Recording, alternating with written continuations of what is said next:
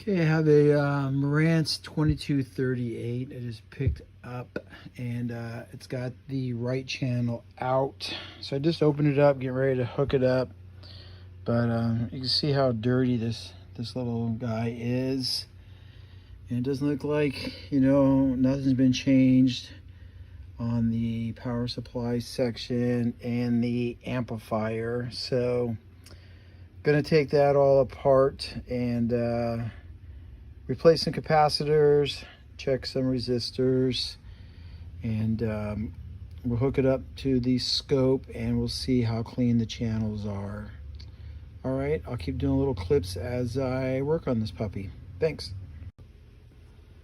Okay, another quick little thing I was just noticing as I was looking. These are things that I guess people should really open up and take a look at, but for the lights, you see the tab is broken off right there. You have it over here, but over here it's been broken.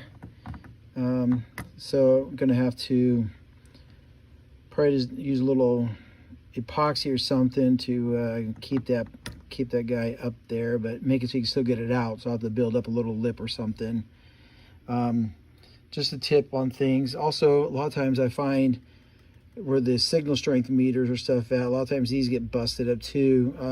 A lot of it's just, it gets brittle from the original light bulbs being a little hotter. So sometimes people put LEDs in to run cooler.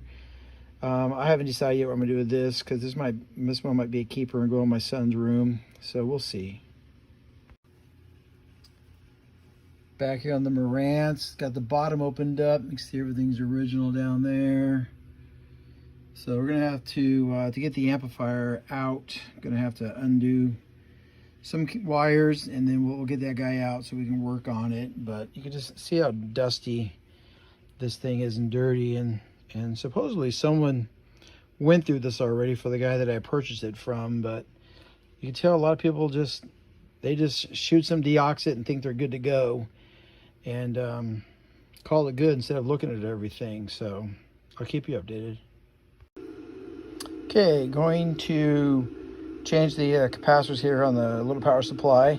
I always mark them just in case something's wrong. I've ran into where the board says, positive this way, but it's really not. I ran into that more and more on Sansubi stuff. But so anyway, I always figure out where the front of the unit is, and I mark my capacitors so I know that they came out that way without parts of the front. As you can see, you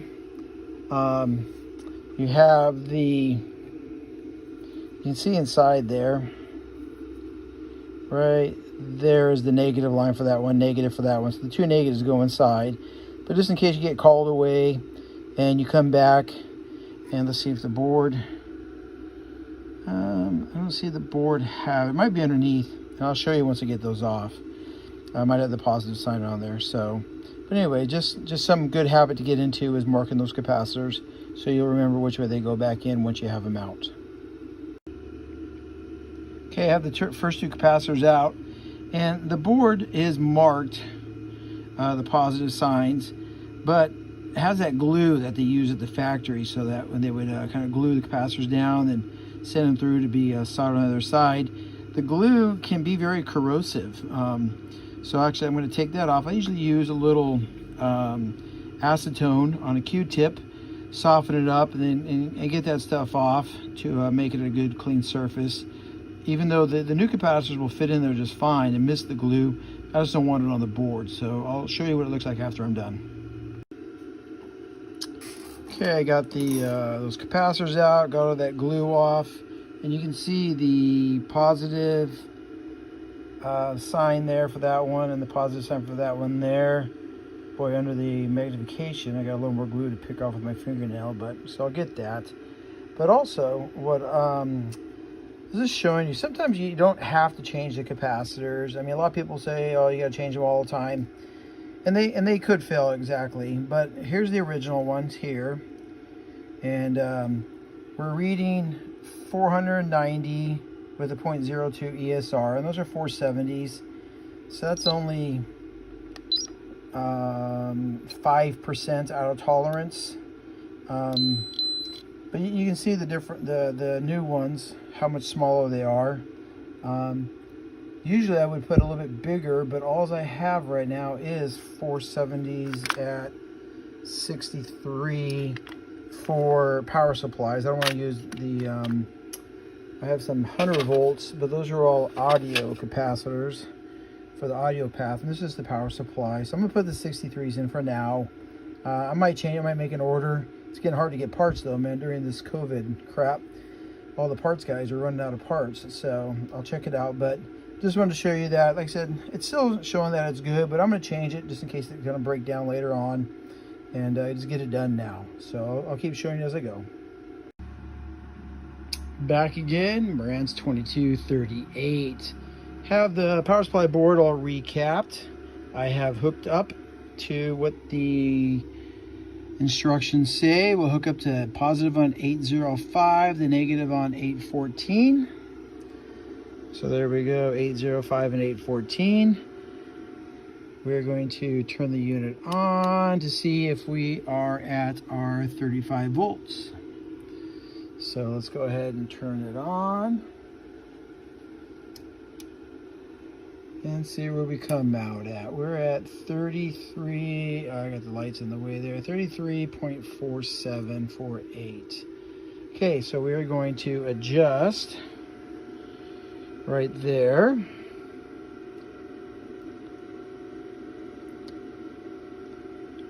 Until we come up to 33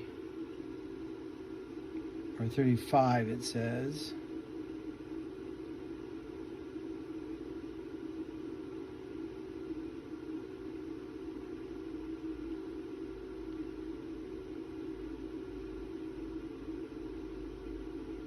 Okay, we're at 35, 35.1. I'm gonna let it sit there for a little bit to make sure it doesn't climb anymore. But I like to always check as the steps go by. So I did the power supply.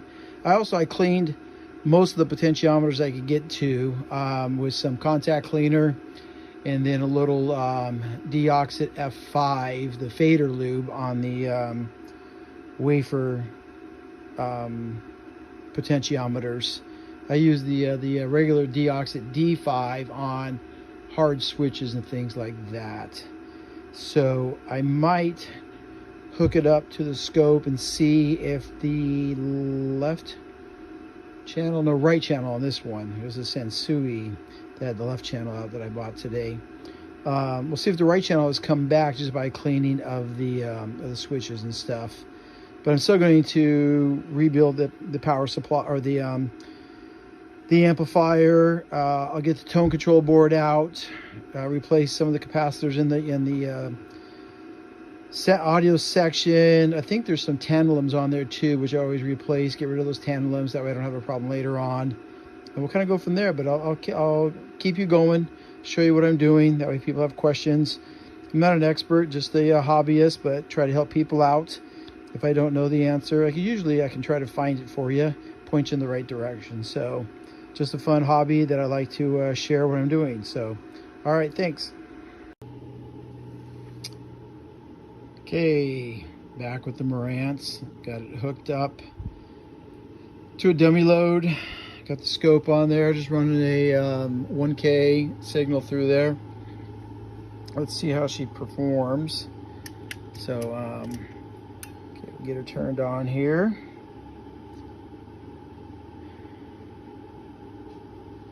And then let's start turning it up and see how the channels. So we've got the channel back now. They're not quite tracking quite correctly, so something else is off there. So it might be on something on the tone board, so we'll get into that and look. Let's keep going till we start. Oh, there we clip. Let's go back a little bit there. That's probably about right before she's clipping, and she's at 15.86. So I'll do the math on that, and well, 15 times 15, 175 plus a little bit more. We'll say 180 divided by 8. 180 divided by 8, yeah. No, my math's off, isn't it? Yeah, it's 225, 230 divided by 8. So just under 40 watts per channel, I would say. But like I said, it's not quite clipping there, but they're not symmetric there. I can see something is off. I'll have to look at that a little bit closer, but just kind of wanted to show you where I was at right now. But at least I've got sound on both sides again, and we're getting some good wattage. I mean, 2238 putting out about 40 watts is about right. So all right, I'll let you know what else I find out. Okay, guess what we have here? We have the amplifier module out of the unit. So one thing I suggest is make sure you take pictures of where all the wires go back on, or write them down if you have to. There's little numbers. Let me turn this around so you can maybe see here. There's little numbers down there, like 723, J724. That's where the purple and gray wire came off of.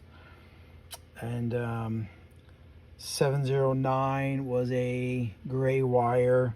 So I took pictures, also wrote it down just in case. And then I had to undo the power coming in off of the capacitors. So I took pictures of that and undid those wires, and I slid her out. So now I'm going to flip her up and change the capacitors. All right, I'll check some of the stuff out too. Okay, my day's about done. Ribs are ready, food's ready, so it's time to eat. Got it recapped up top here. Some of the things I noticed is this relay case was, the little pieces are broken off. They keep it locked in. So this tells me that someone's been in here working on stuff, didn't know how to properly pry the bottom out to get this off. So I've got a couple Marantz relays around someplace. I might just change this one out since I already have it. Another thing you guys want to make sure, I forgot to say about, but when you're taking this off, the little thymistors, I think they're called, like, I'm having a brain fart. Anyway, they go into these little slots right in there, and so that they can cool on this heat sink. So when you go to take it off, make sure you don't rip them out and damage them. So it does slide out really easily. Another little thing I did notice on this guy, this was out, which keeps the two transistors, it's part of the biasing, if I remember right. I gotta look at this. Like I said, I'm not a professional, so I'm just a hobbyist. But I know this keeps the two transistors thermally coupled, or I'm trying to think what I want to call it, but it makes sure that they stay together, and it helps the biasing part go up and down, and keeps your amplifier biased. You have one on each side. So I'll take these out, clean them up a little bit, and make sure they're seated in there properly so that it's tracking correctly. And that could be part of our problem too. So there's these little things here. Basically I always order the Nichicon audio grade for the signal paths, and then the 105 degree caps for other parts. And yeah, so she's going together. And I'll put this all back together tomorrow, get it back in, and we'll do some more testing. But I'm done for the night. So enjoy it, guys.